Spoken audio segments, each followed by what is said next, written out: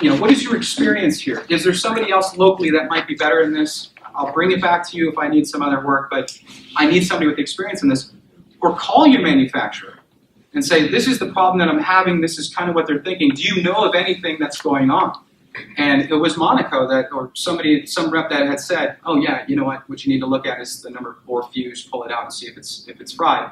And so the customer then was stuck, and they actually have a blog online and let everybody out there know it. So again, understanding your coverage and having these things that can go wrong are things that will happen in this business. Now, another thing that we have done to set ourselves apart from other companies that are out there, some people see this as a problem. I see it as an absolute benefit. Almost every company that we've ever worked with, and all of your major companies, and I'm sure by raise of hands you'd agree with me, will deny claims due to pre-existing conditions. And I think automatically we feel like, okay, you're just trying to get out of paying a claim. You're going to try to say, well, that was there, before I bought the policy. Things go wrong. They happen. They can happen overnight. They can just go out. That happens. What we do with every policy that we write is we have an inspection that is done on every policy that we write. And we have a network of inspectors across the country that will come right to where your coach is parked, and they will do it at a time that's convenient for you. The nice thing about it is what this does is allows us a platform to be able to say at the time this policy was started, everything was checked out and was in good working condition. Therefore, if you're in the early stages of a policy, we're able to go back to the insurance company or warranty provider and say, listen, we had this thing professionally checked out. Everything was working, therefore, we want you to pay the claim. And they will. Oftentimes, we've gotten involved and we'll just pay the claim and wait for the reimbursement because we want our customers to get back on the road.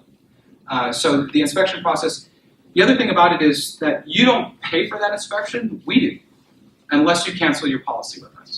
So, obviously if we were paying for everybody's inspection and they canceled and want to make sure everything was going on, we would be at a deficit and lose as a company. We can't be in that position. What's the typical deduction? I think mine is $100. The standard deductible that we find is about $200. It brings down the price, and it's a per visit, not per item. So if you're in the repair facility and you brought it in to have your power step fixed, but you've got several other items that you need repaired at that time, the deductible doesn't go up for every item. It's just $200. The repair facility is paid for with corporate credit card right over the telephone. So you're not stuck paying for those claims and waiting for a reimbursement. It literally is supposed to be, again, a smooth process. You get in, give the repair facility your contract, they call to obtain the prior authorization, they start the work and complete it, they call back the warranty company, say it's done, they get paid with corporate credit card, you pay them your deductible, that's it, you're on the road. That's how smooth it's supposed to be. You should never have to call yourself unless you want to call to make sure that everything is working the way that it's supposed to. Okay? Yeah. What if I break down the road, I call up my manufacturer, they recommend a place, but you tell me there's a place closer that I can go. And I tell you that I was recommended to go to Joe's garage, sure. You said to go to Bill's garage because it's closer.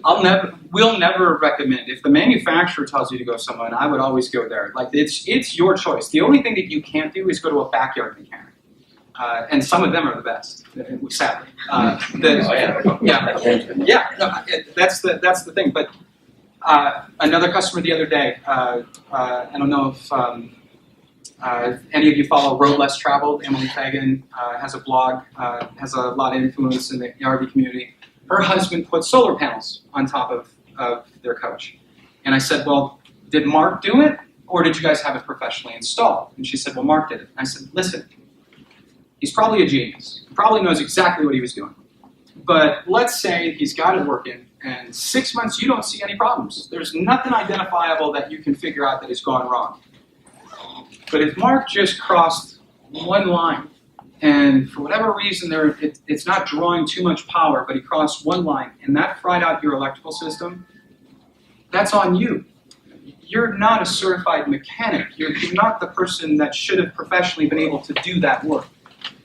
So the idea for us is we want you to have a professional do the work, again, because if they make a mistake, we can go after them and hold them accountable to pay for the damage that they've created. So if, in this case, your manufacturer recommends somebody, it is completely up to you. You have to go to a licensed repair facility. And by licensed, it basically means they're running a business and they're paying taxes. So that's the way that works. I'm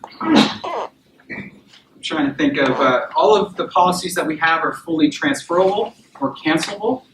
And what that basically means is if you financed your current extended service plan in your loan and you decided to cancel them, the money is going to go back to your loan. It's not going to come back to you. Our plans, when you buy them from us, we prorate the amount of time that you've used versus what is left, or the mileage calculation to see what you've exhausted there, and we'll create the refunded amount, and we'll send you back a check or a refund for the unused portion.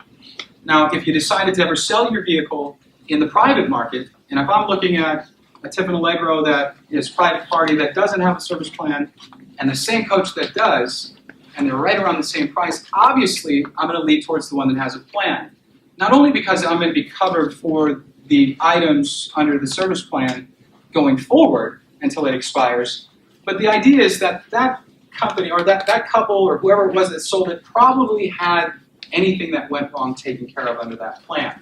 So the nice thing is if you're selling your coach, you can sell the contract with it. The new owner only pays $50 to transfer it into their name, and we help with that as well. The idea here, too, is that you really could recoup a large portion of that money back because you can add it on to the price, the sale price of the coach itself. Or you can call us and say, hey, what is the current amount that's left? And if they don't want to buy the extended service plan at the time they're buying the coach, you're going to get that money back anyway. Now, if you're deciding to trade it in, we use that same pro rata method, and we'll take that refunded amount and we'll apply it towards the new coach that you're buying. So we'll just start a new policy for you. Right now, we can go back to the year 2000. So we cover 14, almost 15 model years. We can go up to 100,000 miles. One of the most ridiculous underwriting processes for me, I don't understand it. These Cummins and Allison's transmissions, if you maintain them, they'll go for 1 million miles. So why they get skeptical over 100,000 miles is beyond me. It really is. But I don't pay for the claims. So they must have some historical data that suggests that at a certain point, you've used it, things are going to go wrong and it's going to get expensive. So we are able to go back to the 2000 and you can get an exclusionary plan. You can get the highest level of coverage for 2000, all the way back to 2000 as well. Let's see. Prior authorization, diagnosis, repair facility. So a lot of this, I guess I'd like to open up to questions and any clarity or any kind of things that you'd like to ask that I can provide. So I'll start with this. Well, I have a general question that's nagged me all along, is that, of course, from the viewpoint of the insurance company, the less they pay out claims, the more profitable they are. Absolutely. So how fussy have you found that they are in regard, with an exclusionary plan, if the recommended oil change or filter change or what have you, what happens is we try and stick pretty much to it, but if we're on the road, we might be off a month. Or the mechanic may say that this time this filter looks fantastic, you don't need to change it. Mm-hmm. By not changing that, are you risking having something that went wrong being excluded? How fussy have you become? That's a really good question. When you bring in somebody and they say that the filter doesn't need to be done, are they filling out, hey, check oil filter, it's good at this time? Like, are they filling out If you have that information, you're fine. I have not seen a situation where they're finicky, and you're absolutely right. I mean, an insurance company is not going to want to pay out claims that they don't have to. This goes back to the other kind of negligence that I find that starts at the finance office of a dealership. Is when they say bumper to bumper, people automatically get very lax, very like, well, it's covered under the warranty, I don't have to worry about it. And that's just not the truth. You have to keep your maintenance. You have to stay up on it and keep that documentation. Because that's what's going to support you in the event that your engine does fail, that your transmission, hey, I think my transmission fluid at the recommended interval. Yeah, okay, I'm 500 miles over. It was still done at the right time. They're not going to, and because of the influence that we have as a company, we've been able to work through those, or we'll just pay it ourselves. So it's a good question. Keep your documentation on everything that you do. Do your maintenance. I don't care if it's Good Sam, Extra Ride, us, whoever it is. do your maintenance. It's the most important thing. Another thing that I've seen, refrigerators. You have the panel behind your coach. If there's any rust on the coils, have that cleaned off every year. If in your slide outs or your awning mechanisms, if there's any rust that is, if it's sat in the off season, make sure that you're checking those things, because any company out there is going to deny something due to rust or corrosion. They think it's negligence and not keeping your coach up, maintained properly. So stay on a regular path of maintenance and have these things done and have it documented. Therefore, if it does go out, you can say, I got it done, here it is, and it'll get paid. You have documentation, you've done your part, it's going to work for you. You had a question, sir. Timing on when you buy it.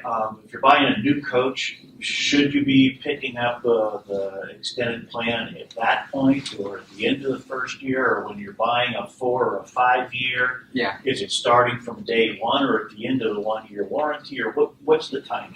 This is probably morally and ethically the most interesting question that I've had. I'm a Minnesota boy, I've already said that. My mama raised me right, and I get this question all the time. I'm going to give you the truthful answer.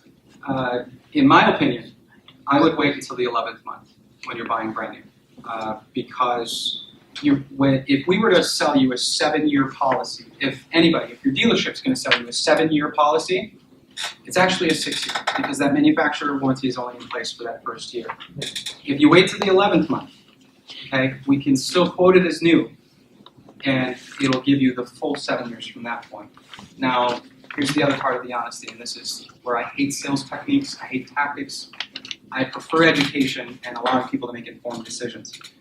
Pricing is always cheapest when it's new, because they've already taken into consideration that they're not going to have to pay claims for that first year. So that's the truth. From a consumer standpoint, if I'm weighing out, okay, if this is $2,500 today, but 11 months from now it's $3,300, what makes sense to me? You got to calculate and quantify that for yourself, but it's a very good question.